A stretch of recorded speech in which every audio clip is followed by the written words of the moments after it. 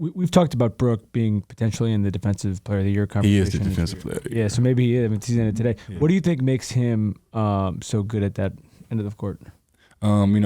He allows our defense. He allows people to gamble on defense.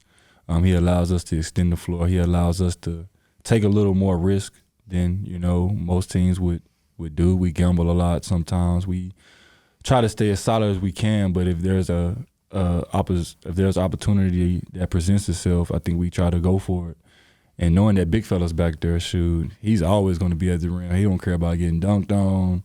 He don't care about nobody trying to do nothing. He's going to be there every time. And he's mad at you if you foul your man before he comes to him. So don't foul him, but definitely, we can gamble a lot more. I know I try to gamble a little bit, try to get a little easy 2 points or something, because I know big fella always there. But I think his communication is great. Being around him for these last 3 years has definitely made me a better player. Just because he's always active, he uses his hands. He's always in the paint. He touches the guy just so he can release his 3 seconds, so he doesn't get the 3-second call, 5-second call in the paint and things like that. So he's a great defensive player. Definitely worthy of Defensive Player of the Year. I don't know how the voting goes and things like that, but he definitely should be up there.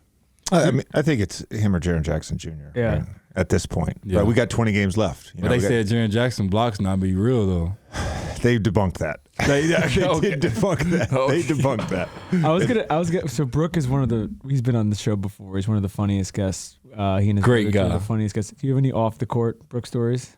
Man, so me and Brook, man, so what's crazy is, I played with Robin Lopez as well. I played with Robin in Chicago. And me and Robin had this handshake. Like, we do our handshake, this and that.